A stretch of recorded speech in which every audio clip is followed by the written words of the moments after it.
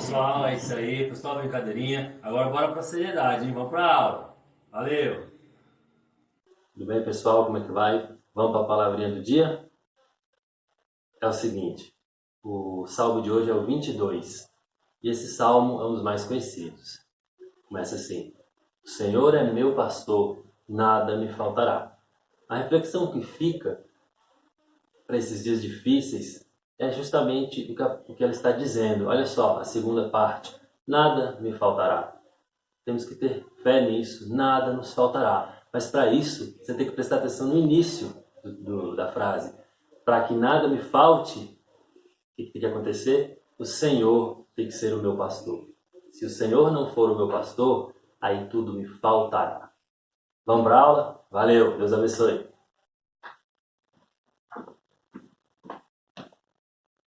Tudo bem, pessoal do terceiro ano? Vamos para mais uma aulinha, uma videoaula. Agora é a aula 2 e a gente não vai mais fazer revisão. A gente combinou, então, que vamos tocar a matéria para frente, tá bom? Então, hoje a gente fala sobre feudalismo. É lógico, de uma forma mais resumida, e em sala de aula, quando a gente puder, a gente retoma tudo isso que a gente mexeu aqui, tá bom? Vamos lá.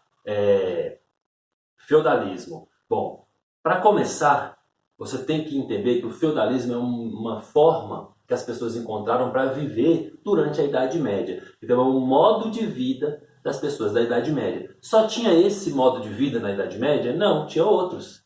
Mas esse modo de vida é o modo específico de uma região, principalmente da Europa, entende? E basicamente o centro da Europa ali. Por exemplo, o feudalismo vivido na Inglaterra é um pouquinho diferente do feudalismo vivido na França, e assim vai. Então, de novo, feudalismo é um fenômeno da Idade Média. Só existiu esse modo de vida na Idade Média? Não, teve outros. O Oriente viveu de um jeito, cada um viveu de um jeito, tá bom? Mas esse é um dos mais famosos modos de vida durante a Idade Média. Hoje é sobre isso, então. Outra coisa que você tem que ter noção antes de a gente começar a falar de feudalismo. Como o feudalismo é um modo de vida que aconteceu durante a Idade Média ela se divide em dois períodos. O início dela é chamada de Alta Idade Média e o final dela é chamado de Baixa Idade Média. Na Alta Idade Média, o feudalismo se forma e se consolida, fica forte, fica cristalizado. Porém, na Baixa Idade Média, o feudalismo entra em crise e abre espaço para o capitalismo. Tá bom? Então vamos lá. Feudalismo. Para estudar feudalismo, você tem que ligar essa matéria diretamente ao final do Império Romano. Então, a formação do feudalismo está diretamente ligada à crise do Império Romano. O Império Romano ele entrou em crise por alguns motivos e você tem que lembrar que o principal deles era a escravidão. O Império Romano, qual o modo de vida do Império Romano? O escravista. Entende? O modo que as pessoas viviam dependia do escravo. Quando entra em colapso, que não consegue mais suportar o tamanho que tinha, para de crescer, diminui o número de escravos que vem para ela entra numa crise, porque tem menos escravos do que ela esperava. Então a crise de Roma diminui o número de escravos, não é isso? Diminuindo o número de escravos, como é que o fazendeiro vai fazer? O escravo é o que produzia, né, lá dentro da fazenda, produzia o alimento que o romano comia. Então se tem menos escravo para produzir, o dono da fazenda vai ter que dar um jeito, e ele acha um jeito. Se você se lembra lá na sala de aula, a gente já comentou isso. Vai acontecer um esquema que é mais ou menos aquele arrendamento. Quando, por exemplo, eu tenho uma padaria, lembra que eu dou esse exemplo. Se eu tiver uma padaria, mas você quer trabalhar nessa padaria, você quer tomar conta dessa padaria. Então eu arrendo ela para você. A padaria é minha, mas você vem, toma conta da padaria, o lucro que você tiver, você me dá uma parte. É mais ou menos essa ideia. O dono da fazenda não tinha mais escravos para trabalhar. Ou se tinha, os escravos estavam ou fugindo ou indo embora. E aí, ele deu uma ideia. Ele teve uma ideia.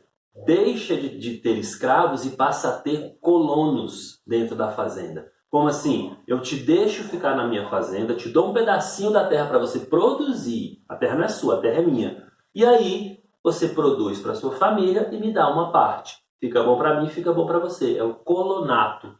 A gente tenta fazer essa analogia com o dono da padaria, que arrenda a padaria.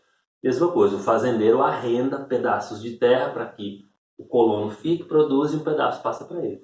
Então você percebeu que a crise de Roma, ela gera a diminuição do número de escravos, em consequência, cria-se o colonato, porque não tem como mais ter escravo, então você vai ter outra pessoa trabalhando, aquele antigo escravo não mais escravo, ele está trabalhando no regime de colonato, onde ele passa uma parte para o dono da fazenda, e isso cria a base para a servidão.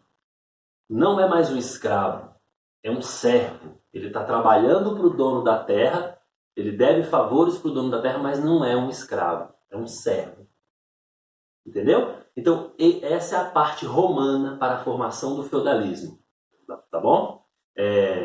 E os germânicos? Para piorar a crise, já estava diminuindo o escravo, né? Já estava tudo isso acontecendo, todo mundo com esse problema. Começa a invadir, Roma começa a ser invadida pelos bárbaros, pelos germânicos, pelos estrangeiros. E aí esses germânicos trouxeram toda uma estrutura social diferenciada, uma estrutura que tinha uma organização diversa da romana, tinha uma relação de fidelidade entre os guerreiros diferente, né? Até porque o guerreiro, o líder daquele bando de pessoas, precisava da fidelidade dos seus guerreiros para poder saquear as vilas, conseguir o que queria, distribuir a riqueza entre eles depois. Então tinha essa relação de fidelidade entre os guerreiros. Então os germânicos, eles vão trazer essa característica para o período posterior.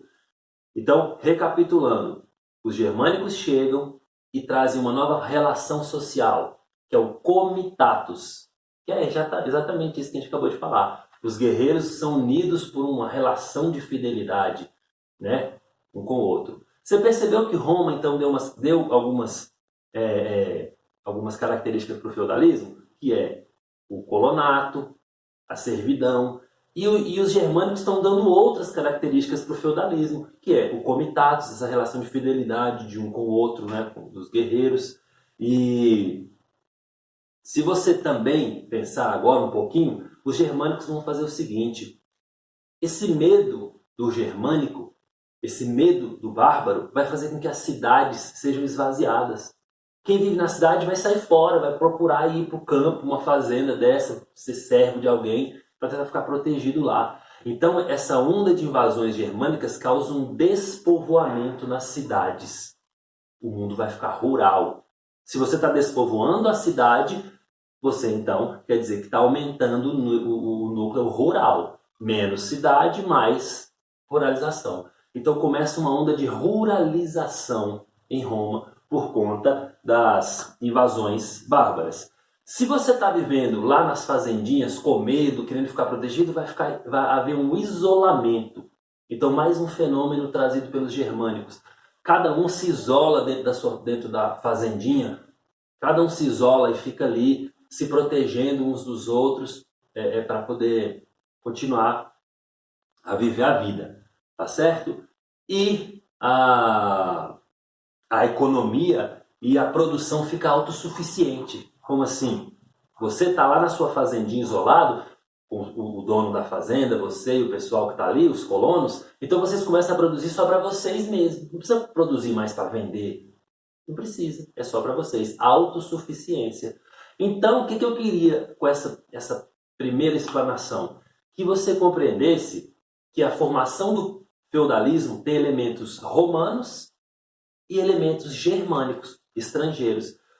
Então, o feudalismo é a união desses elementos todos, dos romanos e dos germânicos. Tudo bem?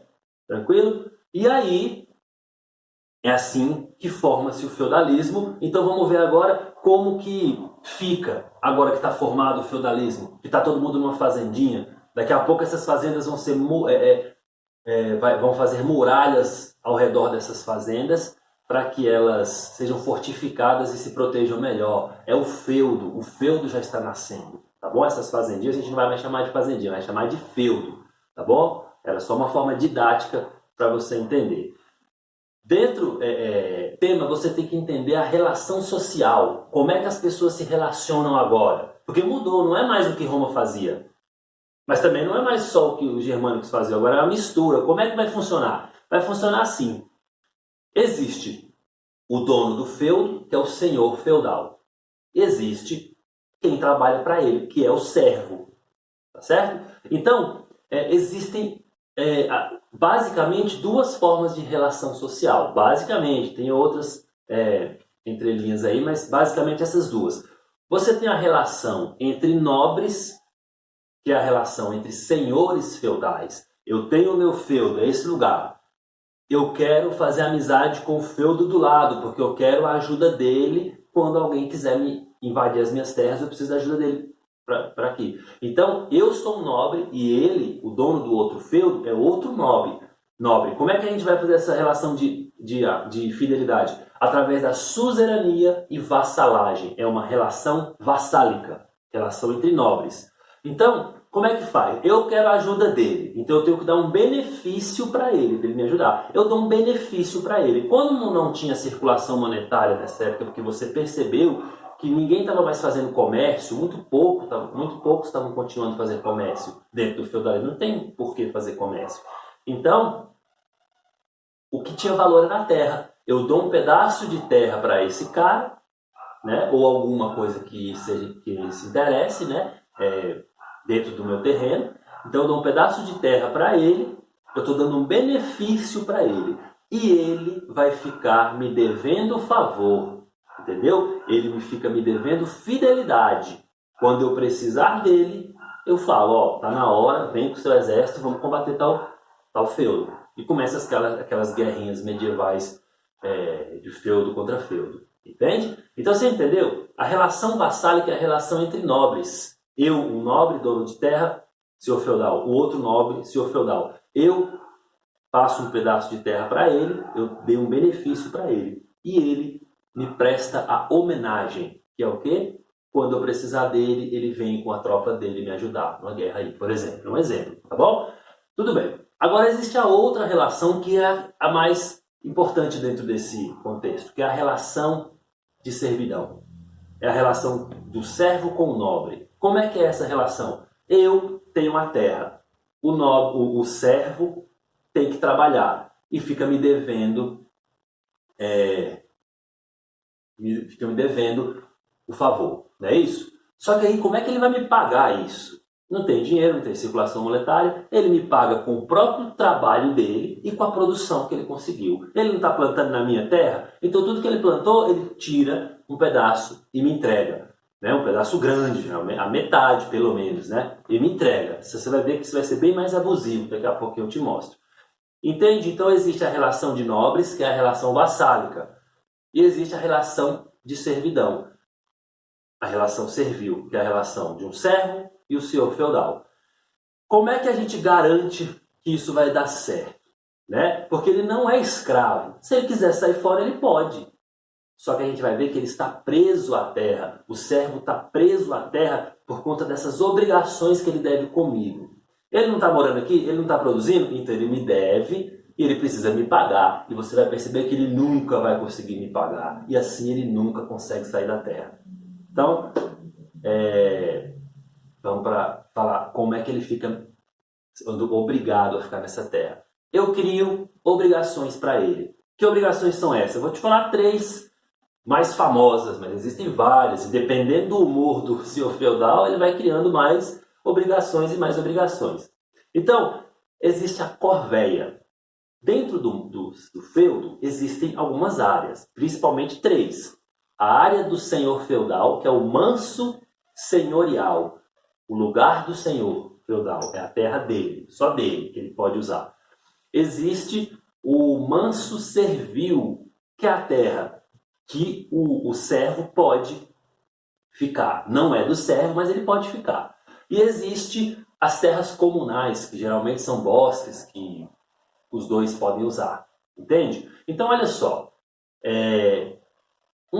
A primeira obrigação é a corvéia, que é o quê? O servo tem obrigação de trabalhar alguns dias na semana dentro das minhas terras, porque eu não vou plantar. O senhor feudal não vai plantar, né? Ele é o dono, então tem lá a plantação do senhor feudal. Quem trabalha na plantação do senhor feudal? O servo. Então o servo tira uns dias da semana e vai lá para a terra do senhor fazer o serviço. Então essa é a corvéia, é uma das obrigações. Terminou, ele volta para a casinha dele, na terra, no manso servil, e vai fazer a plantação dele para a família dele. Obrigação. O servo tem que me pagar uma outra obrigação, que é a talha. Talha é uma parte, vou talhar, então, vou pegar uma parte. Então, o servo fez toda a plantação dele lá na terrinha dele, né? Então, dessa plantação que o servo fez, eu tiro uma talha